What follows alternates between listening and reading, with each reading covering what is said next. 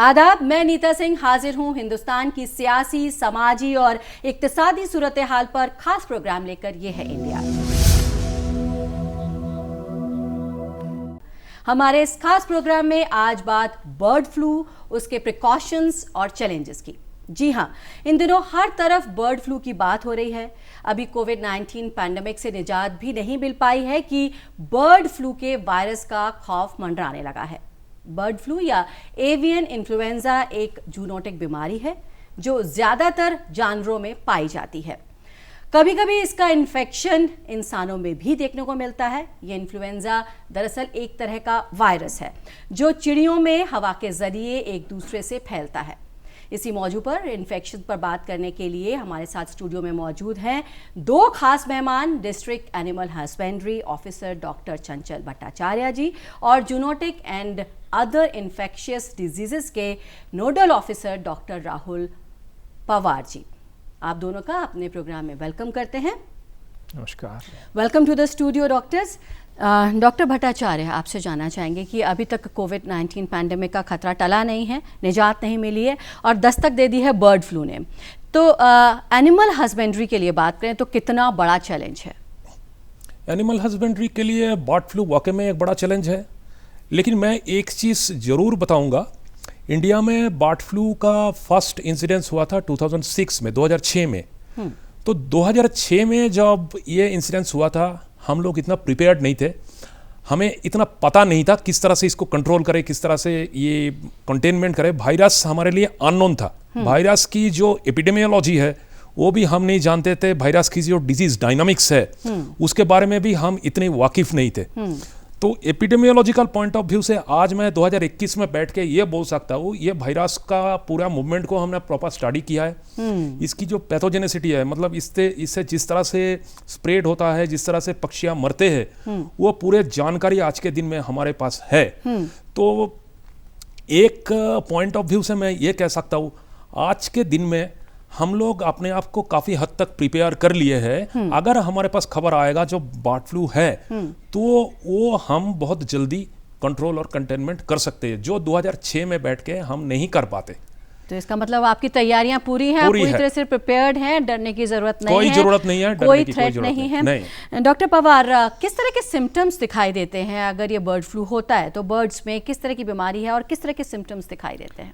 Main symptoms आपको oedema और cyanosis दिख जाएगा वेटल्स में, और जो मुंह जो हेड होता है इसमें स्वेलिंग दिख जाती है और कुछ हिमरेजेस, पिचियल हिमरेजेस दिखते हैं। बट ये आप ये सिम्टम्स ऑब्जर्व करें, इसके पहले बहुत ज़्यादा बर्ड्स मर जाते हैं, हाई मोर्टेलिटी कॉज कर देता है। तो कुछ बर्ड्स में तो आपको सिम्टम्स दिख सकते हैं, लेकिन कुछ बर्ड्स में हो सकता है कि आप असिम्टोमेटिक डेथ दिख जाए, जो आपको बाहर से ना दिखे लेकिन अंदर वायरस उसकी डेथ कॉज कर दे इंटरनल ऑर्गन्स में मल्टीप्लाई करते हुए। तो इंटरनली जो होते हैं वो तो सिम्टम्स होते हैं, लेकिन बाहर से नहीं दिख पाते हैं। तो सिर्फ सिम्टोमेटिक के बेसिस पे ही रहना ही नहीं, यहाँ तो सिम्टम्स नहीं है, ये सही नहीं है। हमें उसकी जांच करानी बहुत ज़रूरी है जी। और जो हमारे देश में टेक्नोलॉजी अवेलेबल है, जैसे कि कोरोना के लिए सरकारों ने बहुत बेस्ट टेक्नोलॉजीज़ अवेलेबल कराई है, वैसे ही सेम लेवल की टेक्नोलॉजी एनिमल डिसीजेस के लिए भी अवेलेबल है। और सेम टेक्नोलॉजी से ही जो डायग्नोसिस है हो रही है, रियल टाइम PCR बेस्ड ही डायग्नोसिस इंडिया में हो रही है, जो सबसे फास्ट है और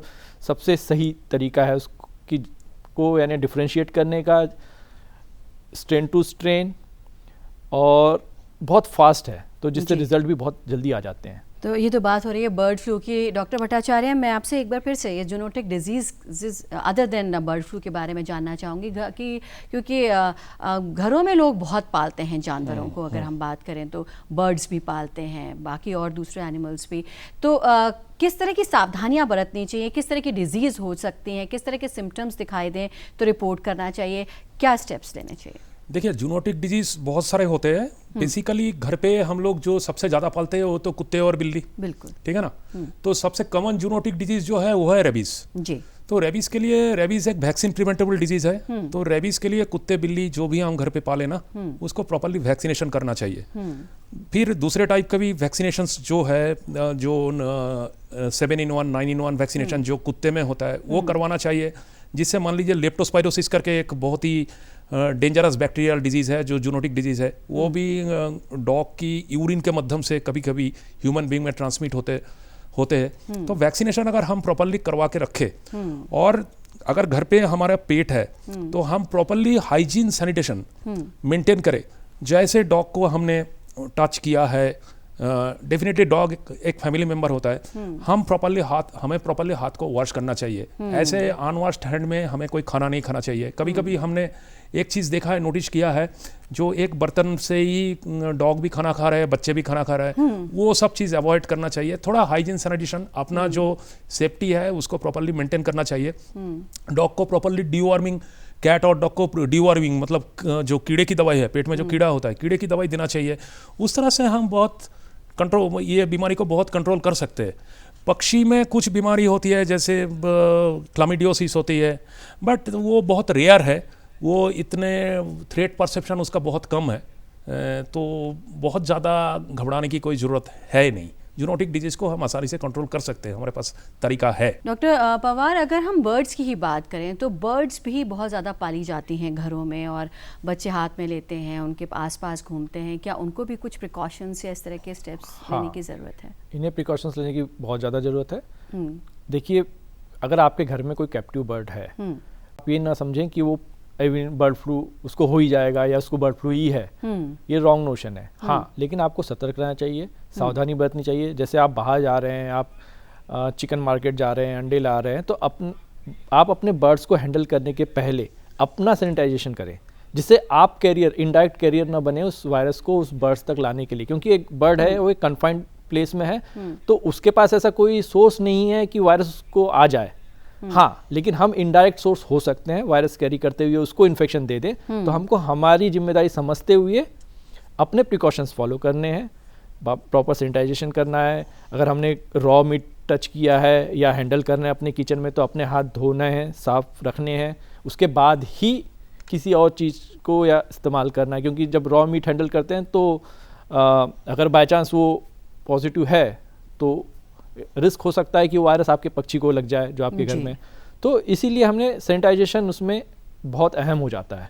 तो अगर हम सैनिटाइजेशन करेंगे, प्रॉपर प्रिकॉशंस रखेंगे, तो ऐसा कुछ नहीं है कि हमारे पक्षी जो घर के अंदर है इनको बीमारी आ जाएगी। क्योंकि ये तो कहीं जा नहीं रहे हैं इन्फेक्शन लाने के लिए, हम ही हैं जो घर से बाहर जा रहे हैं और इन्फेक्शन लेके आ सकते हैं। तो हमको हमारी ही जिम्मेदारी समझते हुए इन्फेक्शन हमसे आ सकता है ये सोचते हुए हमको अपना सैनिटाइजेशन प्रोसीजर पूरी फॉलो करनी चाहिए, जिससे हम उस पक्षी को कोई बीमारी ना दें। जी, तो आपने कहा कि बीमारियां सिर्फ एनिमल्स से हमको नहीं हो सकती, बल्कि हम भी स्प्रेड कर सकते हैं। तो हमको एहतियात बरतना चाहिए, हाथ धो के ही उनको टच करना चाहिए। और हम कैरियर, इनडायरेक्ट कैरियर हो सकते हैं। जैसे कि हमने कोई यूटेंसिल्स, ये जैसे मैं सपोज मैं जा रहा हूँ किसी मार्केट में, चिकन मार्केट गया, वहाँ मैंने बर्ड ली, उसको हैंडल किया, उस बर्ड को भी हैंडल किया, या फिर मैंने उसका जो रॉ मीट है उसको हैंडल किया, फिर घर में लाया, उसको वॉश कर रहा हूँ, तो कहीं ना कहीं मैं इनडायरेक्ट कैरियर हो जाऊंगा। यानी उस अगर बाय चांस वहाँ वायरस है तो उसको अपने बर्ड्स तक पहुँचाने के लिए, तो उसको जो चेन है उस चेन को मुझको ब्रेक करना है, उसकी रिस्पॉन्सिबिलिटी मेरी है। जी डॉक्टर भट्टाचार्य, हम बात कर रहे हैं बर्ड फ्लू की, उसके सिम्टम्स की, लेकिन कई बार कुछ और भी डिजीजेस हो सकती हैं बर्ड्स को जो कि बर्ड फ्लू ना हो, तो कैसे हम उसको ट्रीट कर सकते हैं या कैसे हम उस पर फ़र्क देख सकते हैं? देखिए, बर्ड फ्लू के बारे में कॉन्फर्मेटरी टेस्ट तो लेबोरेटरी बता सकते हैं, जो हम लोगों ने अभी तक डिस्कशन किया है। बाकी बर्ड्स में ऐसे बहुत सारे बीमारी होती है। तो सबसे पहले तो मैं ये कहूँगा, बर्ड्स में ऐसे कोई अनयूजुअल बीमारी कोई आ जाए तो इमीडिएटली जो पशु चिकित्सक है, भारत में करीब हर ब्लॉक में पशु चिकित्सक है, तो ये हमने नेटवर्क बनवाया हमारे सरकार की तरफ से, ठीक है ना। तो मेरे ख्याल से किसी के साथ अगर ऐसे कोई भी दिक्कत है तो सबसे पहले जाके पशु चिकित्सक से सलाह करे, उनको बताए जो इस तरह की प्रॉब्लम्स हमारे सामने आ रहा है और हमारे पक्षियों में इस तरह की चेंजेस हम देख रहे हैं। तो पशु चिकित्सक वहां पे जाएंगे, जाके उनकी पैथोलॉजी स्टडी करेंगे, क्या दिक्कतें आ रही है वो देखेंगे। देखने का बाद ही वो बता पाएंगे एग्जैक्टली हुआ क्या है। अगर जरूरत है फिर वो लेबोरेटरी डायग्नोसिस में जाएंगे, वो सैंपल कलेक्शन करेंगे, लेबोरेटरी डायग्नोसिस में जाएंगे। तो जरूरी नहीं है बर्ड फ्लू है, बर्ड फ्लू के अलावा भी बहुत सारी बीमारी होती है। किस तरह की बीमारियां, क्या मतलब आई स्वलन हो सकती हैं या क्या उनकी बॉडी से कुछ पता चल सकता है कि बीमार है बर्ड? बर्ड में वायरल डिजीज होती है बहुत सारे, जैसे साल्मोनेलोसिस होती है, पुलोराम डिजीज होता है, इशेरिशिया कोली इन्फेक्शन होता है, ऐसे एवियन ल्यूकोसिस कॉम्प्लेक्स है, बहुत सारे बीमारी है, ठीक है ना। तो एकदम अचानक बाहर से देख के तो आप आइडेंटिफाई नहीं कर सकते हो, लेकिन आप इतना नतीजे में पहुंच सकते हो ये बर्ड बीमार है, ठीक है ना। तो उसके लिए मतलब हमारे वेटनरी मेडिसिन की पॉइंट ऑफ व्यू से जिस तरह की प्रिकॉशंस लेना चाहिए वो डॉक्टर साहब आप सजेस्ट करेंगे इस तरह से करना है। लेकिन कॉन्फर्मेटरी टेस्ट के लिए तो हमें लेबोरेटरी में जाना पड़ेगा। जी डॉक्टर पवार, आप कुछ ऐड ऑन करना चाह रहे थे? किस तरह के सिम्टम्स होते हैं जो कि फ़र्क होते हैं जनरल डिजीजेस से और बर्ड फ्लू के सिम्टम्स? बहुत सारे क्या होता है कि बहुत सारी बीमारी में सिम्टम्स जो रेस्पिरेटरी डिसीजेस वाली बीमारी है इनके सिम्टम्स ऑलमोस्ट समान होते हैं। तो ये डिफ्रेंशिएट कर पाना ओनर के लिए, जो पेट ओनर है या डॉक्टर्स के लिए कभी कभी डिफ़िकल्ट हो जाता है, तो उसके लिए तो डायग्नोसिस करना पड़ती है। लेकिन जो बहुत सारी बीमारियां हैं पक्षियों की, इनकी वैक्सीनेशन अवेलेबल है हमारे देश में जी। तो अगर हम वो वैक्सीनेशन अपना प्रॉपर रखें तो ये बीमारी आने के चांस बहुत कम हो जाते हैं। बर्ड फ्लू की कोई वैक्सीन नहीं है तो चलिए उसका तो नहीं कर पाएंगे, लेकिन उसके अलावा बहुत सारी फ्रॉम डे 1 0 डेज ऑनवर्ड्स बहुत सारी वैक्सीन अवेलेबल हैं देश में जो पक्षियों को दी जाती है। वो अगर वैक्सीनेशन हम कराते हैं तो बहुत सारी बीमारियां हमारे पक्षियों पे नहीं आएगी। जी, तो आपने बताया कि कई सारे वैक्सीनेशन अवेलेबल हैं जो भी बर्ड्स की डिजीज़ होती हैं उनको लेकर के। अगर हम बर्ड फ्लू के स्ट्रेन्स की बात करें तो क्या कुछ ऐसे स्ट्रेन्स भी हो सकते हैं जो कि फेटल हों ह्यूमंस के लिए? आगे चल के ऐसा हो सकता है क्या? हाँ, जैसे हम लोगों ने पहले बताया 2 तरह की बर्ड फ्लू होता है। एक HPAI मतलब हाईली पैथोजेनिक एवियन इन्फ्लुएंजा जो H5N1 स्ट्रेन से होता है, वो जूनोटिक है। वो कभी कभी ह्यूमन बीइंग में इन्फेक्शन स्प्रेड कर सकते हैं, लेकिन डॉक्टर साहब ने पहले बताया, मैंने भी बताया, मतलब अभी तक वर्ल्ड में ऐसे कोई इंस्टेंसेस नहीं है जो ह्यूमन टू ह्यूमन ट्रांसमिशन हुआ है वो स्ट्रेन का, ठीक है ना। वो एक्सीडेंटली ह्यूमन बीइंग में इन्फेक्शन होता है, बट थ्रेट परसेप्शन इतना नहीं है, रिस्क फैक्टर इतना नहीं है। एक है ये LPAI लो पैथोजेनिक एवियन इन्फ्लुएंजा जो H5N8 स्ट्रेन अभी दिल्ली में हमने आइसोलेट किया है, वो लो पैथोजेनिक एवियन इन्फ्लुएंजा है। उसमें ह्यूमन बीइंग में ट्रांसमिशन नहीं होता है, ठीक है ना। वो ओनली बर्ड्स में ही कन्फाइंड होता है और उसका रिस्क फैक्टर भी कम है। तो ये डिफरेंसेस है, ठीक है ना। जी डॉक्टर पवार, तो ये माना जाए कि माइग्रेटरी बर्ड्स से ये होता है बर्ड फ्लू, तो क्या जब माइग्रेटरी बर्ड्स चली जाएंगी तो इसका खतरा कम हो जाएगा और कब तक ये खतरा बना हुआ है? नहीं, खतरा तो आने वाले 1-2 महीने तक बना हुआ है क्योंकि birds, migratory birds population India में ऑलरेडी आ चुकी है और वायरस आ चुका है और वायरस अब हमारे बर्ड्स में है। ऐसा नहीं कि माइग्रेटरी बर्ड्स चले जाने से खतरा खत्म हो जाएगा, क्योंकि माइग्रेटरी बर्ड्स तो फेब एंड तक के वापस लौटना शुरू कर देगी। लेकिन जो जैसे अभी आपको रिपोर्ट्स आपने सुनी भी होगी, पढ़ा भी होगी, कौवे मर रहे हैं, कुछ जगह और दूसरे पक्षी भी मर रहे हैं, तो ऑलरेडी इन्फेक्शन फैल गया है। तो वही है कि अब उसको कंटेन करना है। पोल्ट्री में जहाँ इन्फेक्शन फैल गया है तो वो तो जो गाइडलाइन है उसकी तरह उसको कंटेन किया जा रहा है कि और आगे इन्फेक्शन ना फैले। जो वाइल्ड बर्ड्स हैं उसकी अलग गाइडलाइन है, जो जूज हैं वो उसको प्रोटोकॉल को फॉलो कर रहे हैं कि जिससे, क्योंकि वहाँ तो बहुत सारे पक्षी होते हैं, एक से पक्षी दूसरे में, तो उसको कन्फाइंड एरिया अलग बना के जो इन्फेक्टेड बर्ड्स हैं उनको अलग रख के उनकी जांच, निगरानी, टेस्ट जो भी कराना होता है वो वहाँ किया जाता है और बाकी बर्ड्स को उनसे अलग कर दिया जाता है कि इस वार्ड से दूसरे वार्ड में इन्फेक्शन ना फैले। और अभी जो पीरियड चल रहा है जैसे कि उत्तर भारत में, खासकर आपने जितनी भी रिपोर्ट सुनी है सब उत्तर भारत की ही ज़्यादा आई है, दक्षिण भारत में इतना बर्ड फ्लू का भी रिपोर्ट नहीं है। क्या है कि अभी एक स्ट्रेस है, एनिमल को कोल्ड स्ट्रेस है, बहुत ज़्यादा ठंडी हवाओं से पक्षी ऐसे ही स्ट्रेस में होता है। तो जब कोई भी एनिमल हो, ह्यूमन हो, बर्ड्स हो, जब वो स्ट्रेस में चले जाते हैं तो किसी भी तरीके का वायरस, छोटा मोटा बैक्टीरिया भी उनके लिए घातक हो जाता है। तो ये जैसे ही थोड़ा सा टाइम जाएगा, जब थोड़ी सी ठंड कम होने लगेगी तो जो स्ट्रेस लेवल है बर्ड्स का, क्योंकि बर्ड्स तो किसी के घर में नहीं रहा जो ऊपर ओपन एयर में है, और अगर एकदम से आपको पता ही है जैसे दिल्ली में 2 डिग्री चले जाता है और बहुत सारी ऊपरी की जगह तो और भी माइनस में भी चले जाता है, तो एक अलग स्ट्रेस होता है, तो उसमें भी डेथ होती है और वायरस को स्कोप हो जाता है कि वो और तेज़ी से मल्टीप्लाई कर ले। तो जैसे ही थोड़ा सा ये पीरियड निकल जाएगा, मॉर्टेलिटी आप कम ऑब्जर्व करेंगे, इन्फेक्शन जो फैलने का, क्योंकि जब मॉर्टेलिटी नहीं होगी, जो इन्फेक्टेड बर्ड्स है कुछ अगर वो नहीं भी मरता है, वो कैरियर होता है, कुछ दिन में वो रिकवर कर जाएगा, तो वंस रिकवर हो जाएगा तो इन्फेक्शन कम फैलाएगा, तो वो धीरे धीरे कंट्रोल हो जाएगा। जो हवा में जो पक्षी हैं उनसे, जो ज़मीन पे हैं उसको, उसके लिए बहुत अच्छे से तरीके पता है सभी पशु चिकित्सक को, सभी सरकारों को, उसको कैसे कंटेन किया वो किया जा रहा है। जो हवा में है उनके लिए जो सावधानी बरतनी चाहिए वो की जा रही है। तो बहुत जल्दी ही हो सकता है कि ये खत्म हो जाए। लेकिन जैसे कि डॉक्टर पवार कह रहे हैं कि विंटर्स हैं तो और ज़्यादा एग्रेवेट हो जाता है ये डिजीज़ जो है, तो क्या बर्ड्स के अंदर भी कुछ इम्यूनिटी होती है जिसको कि स्ट्रॉन्ग किया जा सकता है, या विंटर्स में वीक हो जाती है तो उसकी वजह से वो और ज़्यादा वल्नरेबल हो जाते हैं?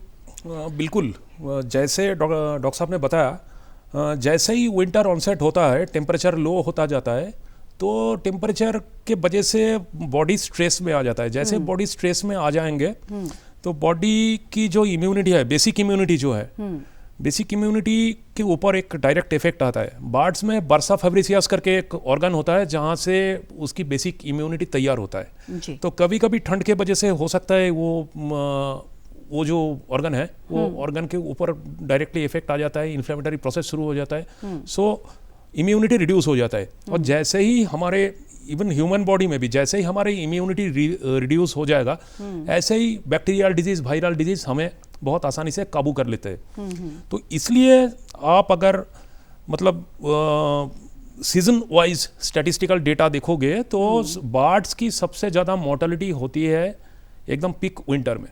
पीक विंटर जब आता है तब धीरे धीरे बर्ड्स की इम्यूनिटी कम हो जाती है।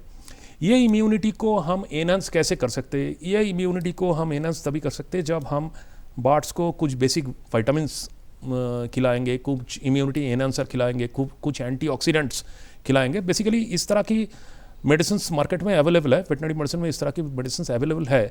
तो जो बर्ड की फीड बनती है, मान लीजिए कमर्शियल पोल्ट्री फार्म में जो बर्ड की फीड बनती है, फीड में कुछ फीड एडिटिव्स इस टाइम में ऐड कर दिया जाता है, मल्टीविटामिन्स, AD3 वगैरह ऐड कर दिया जाता है, जिससे बर्ड्स की जो बेसिक इम्यूनिटी है वो थोड़ा एनहांस करवाने की कोशिश की जा सकती है और एनहांस होता भी है। तो इस तरह की मेजर लेना चाहिए। और जो डोमेस्टिकेटेड बर्ड है जो हम घर पे पालते हैं, ठीक है ना, तो घर पे जो पालते हैं उसको भी अगर विटामिन C इस तरह की चीज़ दिया जा सकता है तो उसकी इम्यूनिटी हम एनहांस कर सकते हैं। तो ये कोशिश भी की जा सकती है कि बर्ड्स की इम्यूनिटी इंक्रीज की जा सकती है, करने की कोशिश की जा सकती है, जिससे कि स्प्रेड ना हो, इम्यूनिटी स्ट्रांग हो, तो उतना खतरा नहीं रहेगा बर्ड्स को। डॉक्टर पवार, हर तरह से कोशिश की जा सकती है स्प्रेड को रोकने के लिए, मेजर्स उठाए जा रहे हैं सरकार द्वारा भी। तो क्या ऐसे कुछ केमिकल्स भी होते हैं जिनको कि मॉपिंग में किसी तरह से यूज़ किया जा सके, जिससे कि वायरस को किल किया जा सके, स्प्रेड होने से रोका जा सके? तो वो क्या चीज़ें हैं जिससे कि उनको वायरस को किल किया जा सके? जो बेसिक डिसइंफेक्टेंट होते हैं ये सफिशिएंटली इनमें ये किल कर सकते हैं वायरस को। जैसे कि हम जब डिस्पोजल ऑफ कार्कस करेंगे तो उसमें 4 इंच की जो लाइम होती है उसको डाला जाता है, जिससे कि जो बर्ड्स हैं उसमें अगर कोई वायरस है तो वो वहीं के वहीं ख़त्म हो जाए, और उसके बाद उसको क्लोज कर दिया जाता है। इसके अलावा जो एरिया है जहाँ बर्ड्स मोर्टेलिटी रिकॉर्ड की गई थी वहाँ पे इसका छिड़काव किया जाता है। सोडियम हाइपोक्साइड है 2%, उसका सब जगह इस्तेमाल किया जाता है। जो आपने देखा होगा कि कोरोना काल में जो स्प्रे हो रहे थे, तो ये सब जो स्प्रे हैं ये किए जाते हैं, ये सब एक तरीके से डिसइंफेक्टेंट होते हैं जी। तो ये कैपेसिटी होती है इनकी वायरस किल करने की। तो ये बड़े लेवल पे इसका छिड़काव किया जाता है। जो हमारे कंटेनमेंट प्लान है, जो इन्फेक्टेड जोन होता है या फिर जहाँ मॉर्टेलिटी अनयूजुअल मॉर्टेलिटी रिकॉर्ड हुई है वहाँ सब ये किया जा रहा है, जिससे कि और किसी पक्षी को जो वहाँ आ रहा हो उसको इन्फेक्शन न लगे। जैसे वाइल्ड बर्ड्स और कोई दूसरे आए तो उनको इन्फेक्शन न लगे, क्योंकि अगर वहाँ पे एक पक्षी मरा पाया गया था तो हो सकता है वो पॉजिटिव था, या वहाँ बहुत क्रॉस मॉर्टेलिटी थी तो पॉजिटिव, तो उसके लिए डिसइंफेक्शन किया जाता है। तो जब वो डिसइंफेक्शन किया जाता है तो उससे वायरस की जो वहाँ रहने की क्षमता होती है वो मर जाता है। जब वायरस मर जाएगा तो उसका जो चेन टूट जाएगी। तो इसी तरीके से जहाँ पोल्ट्री मार्केट है, पोल्ट्री शॉप है, या फिर जो पोल्ट्री वेस्ट निकल रहा है, जैसे आप देखते होंगे कि सबसे बड़ा इसमें यही है, जैसे हम देखते हैं छोटी छोटी दुकानें होती है, पोल्ट्री मार्केट की छोटी शॉप्स होती है, तो वहाँ का जो कार्कस डिस्पोजल है ये बहुत अच्छे तरीके से होना चाहिए। क्योंकि क्या होता है कहीं अगर आपने फेंक दिया उसको तो इसमें कुछ ना कुछ तो होता है पक्षियों के लिए खाने के लिए जी। तो जो चील होती है, जो स्कैवेंजर्स बर्ड्स होते हैं वो उसको खाते हैं। अगर बाय चांस उनमें कोई बर्ड्स पॉजिटिव है तो उनको इन्फेक्शन उनसे मिल सकता है। तो ये जो डिस्पोजल प्रोसीजर है उसका बाकायदा सही डिस्पोजल हो और डिसइंफेक्शन हो हर जगह। जी। जहाँ जहाँ आप लाइव बर्ड्स हैंडल कर रहे हैं, जहाँ आपके पास बर्ड्स हैं, जहाँ शॉप्स हैं, जहाँ पोल्ट्री मार्केट्स है, उसकी सरकार अपने डूज एंड डोंट समय समय पे जारी करते रहती है, वो पूरे फॉलो करने चाहिए, जिससे कि और दूसरे पक्षियों को इन्फेक्शन न लगे और आप खुद भी सतर्क रहें, जिससे आपको भी चांस और कम हो जाए। इसमें क्या होता है जनरली, जो इन्फेक्शन अगर बाय चांस बर्ड फ्लू होने का है भी, तो इसमें जो थ्रेट वाले पर्सन्स हैं, इसमें सबसे पहले तो वेटनेरियन आ जाता है, क्योंकि वो वहाँ जा रहा है, कलिंग कर रहा है, इन्फेक्टेड जोन में रहा है, तो उसको सतर्कता रखनी होती है। जो ओनर है, जो एनिमल हैंडलर हैं, ये क्योंकि ये डायरेक्ट कांटेक्ट में होते हैं, तो इनको और ज़्यादा सतर्कता रखने की जरूरत है कि इनके द्वारा कहीं इन्फेक्शन ना फैले, ये खुद इन्फेक्टेड ना हो जाए। बिल्कुल। अदरवाइज तो जो नॉर्मल पब्लिक है ये तो हैंडल कर रही नहीं होती है, ये अपने घर में कर रही है, तो इनको बस अपना प्रॉपर सैनिटाइजेशन करना है। लेकिन जो ये इस तरीके की जगह हैं जहाँ पक्षियाँ बहुत बड़े तादाद में हैं, जहाँ जैसे कि दिल्ली में गाजीपुर मंडी है या जो लोकल शॉप्स है, यहाँ सैनिटाइजेशन करना बहुत जरूरी है, प्रॉपर होना बहुत ज़रूरी है। डॉक्टर भट्टाचार्य, लोगों में पैनिक ना हो बर्ड फ्लू को लेकर के, इसलिए आप क्या मैसेज हमारे ऑडियंस को देना चाहेंगे? हाँ बिल्कुल, मैं ऑडियंस को ये मैसेज देना चाहूँगा, जो आप लोग डरिए मत, ऐसे कोई घबराने वाली बात नहीं है। आप अगर पोल्ट्री प्रोडक्ट खा रहे हैं, जिस तरह से डॉक्टर पवार ने बताया, आप 70 डिग्री के ऊपर उसको कुक करिए, प्रॉपरली कुक करिए। अंडे भी उसी तरह से आप प्रिपेयर करके खाइए। हाफ बॉयल अंडे मत खाइए, हाफ कुक्ड चिकन को इस्तेमाल मत करिए, उससे कभी कभी खतरा पैदा हो सकता है। तो अगर हम अच्छी तरह से उसको पका के खाएंगे, हमारे इंडियन हाउस होल्ड में जिस तरह से हम अच्छी तरह से पका के चिकन को खाते हैं, उससे वायरस मर ही जाता है जी।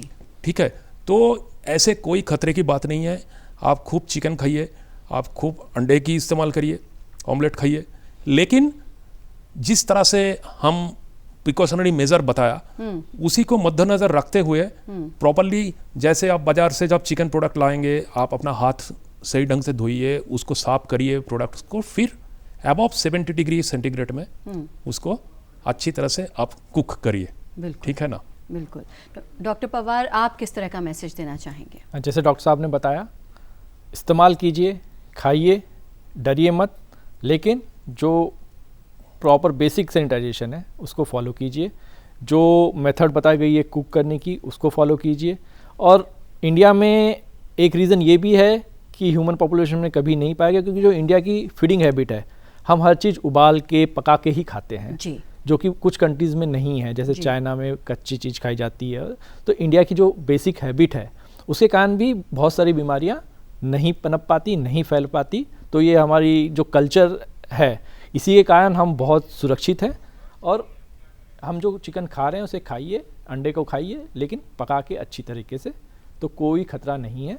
और बाकी सरकारें अपने काम कर ही रही है, जो बर्ड फ्लू है वो कंटेन हो ही जाएगा। तो ऐसा कोई भी घबराने की बात नहीं है कि, या पैनिक क्रिएट करने की बात नहीं है। इसे नॉर्मल फिनोमिना है, बर्ड फ्लू आता है और कंटेन भी हो जाता है, चला भी जाता है जी। इंडिया में बहुत बार आया है और उसको अच्छे से जिस भी राज्य सरकार के अंतर्गत आया उसने कंटेन किया, और उसको इंडिया ने अपने आप को बर्ड फ्लू फ्री घोषित भी किया है जी। तो ये जल्द इंडिया में फिर हो भी जाएगा। तो ऐसा कोई ये नहीं है कि बर्ड फ्लू आया है तो बहुत परेशान हो जाइए, आराम से रहिए, स्वस्थ रहिए। जी। चलते चलते डॉक्टर पवार, आपसे जानना चाहेंगे, एक बार फिर से आप पॉइंट्स में बताएं कि किस तरह के एहतियात या प्रिकॉशनरी मेजर्स लिए जा सकते हैं जो कि एनिमल्स को हम पालते हैं, जो लोग किस तरह के कदम उठाएं? देखिए, जब हम कोई भी पशु या पक्षी अपने घर में पाल रहे हैं तो सैनिटाइजेशन सबसे अहम है, क्योंकि हम जैसे बाहर से आते हैं तो हम कुछ ना कुछ कहीं ना कहीं से इन्फेक्शन ला सकते हैं। तो हम आने के बाद अपने हाथ धोएं, उसके बाद ही हमारे पेट्स को या हमारे पक्षियों को हैंडल करें। अदरवाइज़ ज़रूरी नहीं है कि बर्ड फ्लू, इसके अलावा भी बहुत सारी बीमारियां हैं जो हम अपने पेट्स को दे सकते हैं। तो हम अपना सैनिटाइजेशन करें, जिससे हमारे जो पक्षी हैं या पशु हैं वो सेफ़ रहें। तो सैनिटाइजेशन प्रिकॉशंस इस तरीके से फॉलो करें। हाँ, बर्ड फ्लू के लिहाज से देखा जाए तो जब हम रॉ मीट ला रहे हैं, तो रॉ मीट जब हैंडल कर रहे हैं तो हैंडल करने के बाद अपने हाथ को बहुत अच्छे से सैनिटाइज कर लें। उसका जो डिस्पोजल है उसको बहुत प्रॉपर तरीके से करें कि वो कहीं फेंक ना दिया जाए ऐसे गलत जगह में, जिससे कि वो सोर्स ऑफ इन्फेक्शन बन जाए। जी। तो ये 2 या 3 एहतियात हैं जो हमको घर पे रोज करने चाहिए, बर्ड फ्लू हो या ना हो। जी, फिर भी ये एहतियात बरतने बहुत ज़रूरी है। बिल्कुल, बर्ड फ्लू हो या ना हो ये एहतियात तो बरतने ही चाहिए। डॉक्टर भट्टाचार्य, आप कुछ ऐड ऑन करना चाहेंगे? मैं यही कहूँगा सबको, जे आप लोग डरिए मत, हम लोग ये एक युद्ध है, हम ये युद्ध में शामिल है, हम सैनिक है उसमें, तो हम देश के लिए काम कर रहे हैं। तो सभी देशवासियों को हम यही वार्ता देना चाहूँगा, डरने की कोई बात नहीं है, अच्छी तरह से रहिए, अपना जो हेल्थ है प्रॉपर हेल्थ को मेंटेन करिए, पोल्ट्री प्रोडक्ट इस्तेमाल करते रहिए, जिस तरह से हमने बताया वो तरीका को अपना के पोल्ट्री प्रोडक्ट आप इस्तेमाल करते रहिए, कोई दिक्कत वाली बात नहीं है। Doctor Bhattacharya, doctor Pawar, thank you so much, आपने इतनी वैल्यूएबल इन्फॉर्मेशन दी, स्टूडियो में आए और हमसे बातचीत के लिए, उसके लिए आपका थैंक यू। Thank you. तो उम्मीद करते हैं कि आपको हमारा ये आज का प्रोग्राम पसंद आया होगा और आज की पेशकश में बस इतना ही। और अगर आप कोई सजेशंस हमें भेजना चाहते हैं तो ddurduspecials@gmail.com पर लिख सकते हैं। और इसी के साथ मुझे और मेरी टीम को दीजिए इजाज़त। आदाब।